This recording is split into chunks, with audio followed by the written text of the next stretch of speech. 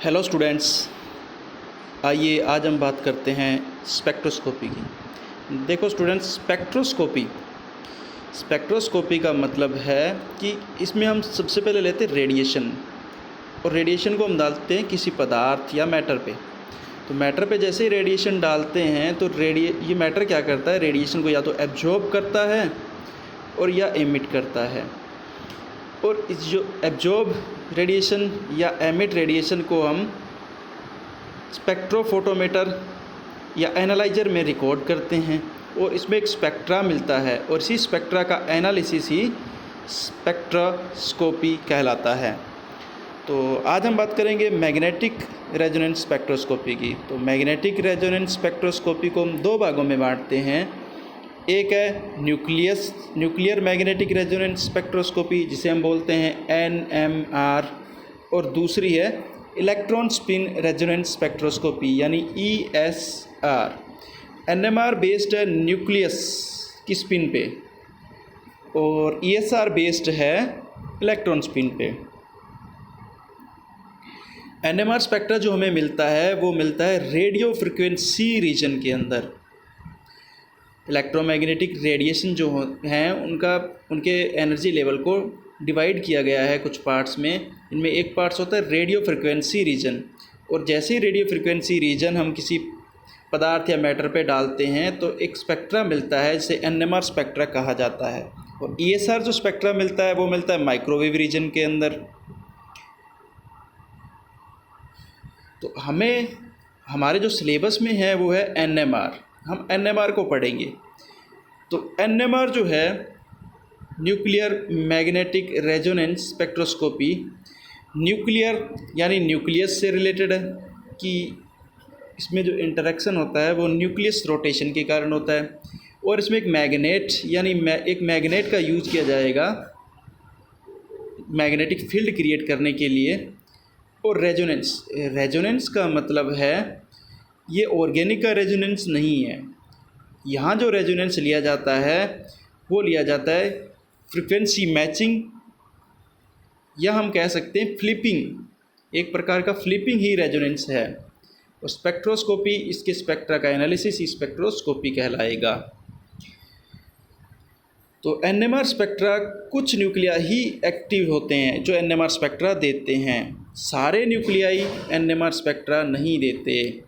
तो वे न्यूक्लियाई जो NMR spectra देंगे उनके लिए I का मान 0 कभी नहीं होगा, यानी I का मान क्या होगा, कुछ ना कुछ ज़रूर होगा, चाहे इंटेगर में हो चाहे फ्रैक्शन में हो। I not equals to 0। I का मान 1/2, 3/2, 5/2, 7/2 हो सकता है। और एक प्रोटॉन के लिए जो उसकी स्पिन दी जाती है वो दी जाती है हाफ। न्यूक्लियर स्पिन के कारण उनका एक एंगुलर मोमेंटम क्रिएट होता है जिसे हम बोलते हैं न्यूक्लियर एंगुलर मोमेंटम, जिसकी वैल्यू होती है I इक्वल्स टू √I+1h/2π। इससे हम एंगुलर मोमेंटम कैलकुलेट करते हैं। तो कौन से न्यूक्लियाई जो हमें NMR स्पेक्ट्रा देंगे कौन से नहीं देंगे, ये डिपेंड करता है कि प्रोटॉन और न्यूट्रॉन का जो सम होता है वो क्या आता है। अगर प्रोटॉन और न्यूट्रॉन दोनों ही क्या आते हैं, इवन यानी सम 0 आता है, तो इसका मतलब है उसके लिए I का मान क्या होगा, 0। तो ऐसे जो न्यूक्लियाई होंगे वो NMR इनएक्टिव होंगे, यानी NMR स्पेक्ट्रा ये नहीं देंगे। इसी प्रकार यदि नंबर ऑफ प्रोटॉन इवन है, नंबर ऑफ न्यूट्रॉन ओड है, तो न्यूक्लियर जो स्पिन आएगी यानी I का मान जो आएगा वो आएगा हाफ आ सकता है, और 3/2 आ सकता है, और 5/2 आ सकता है। और ऐसे जो न्यूक्लियन का एग्जांपल है जैसे ऑक्सीजन 8 ऑक्सीजन 17, 5 ऑक्सीजन 5 कार्बन 13।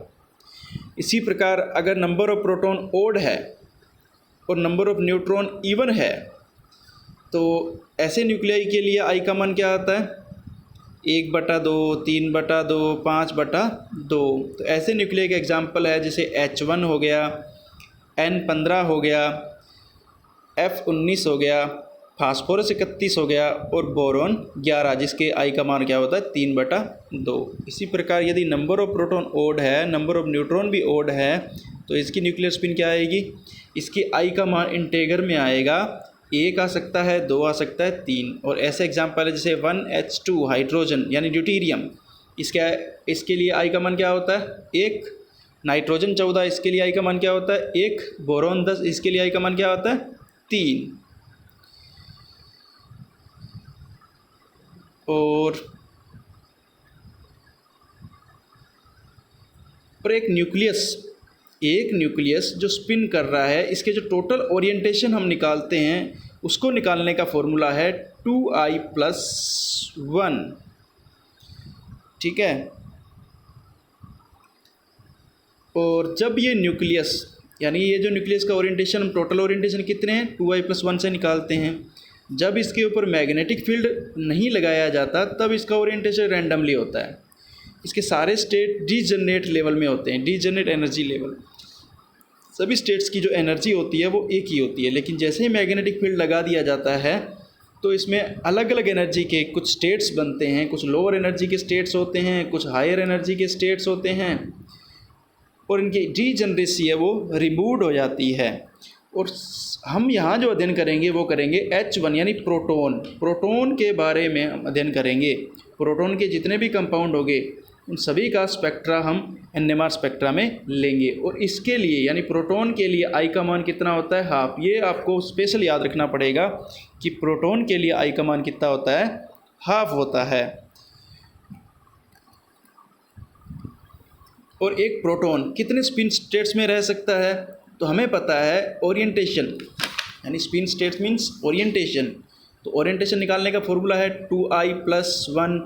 तो प्रोटॉन H1 कितने ओरिएंटेशन में रह सकता है, आई का मान क्या है 2, हाफ रखने पर क्या हो जाएगा 2 × हाफ + 1, 2 से 2 कैंसिल बराबर 2। ये ओरिएंटेशन रख सकता है, 2 ओरिएंटेशन रख सकता है, एक लोअर एनर्जी का, एक हाई एनर्जी का। इसके बाद इसके जो एनर्जी लेवल है वो मैग्नेट फील्ड में फर्दर स्प्लिट हो जाते हैं, जिसे बोलते हैं जीमान लेवल। और जीमान लेवल की स्प्लिटिंग को हम बोलते हैं, इन लेवल को हम बोलते हैं MI लेवल।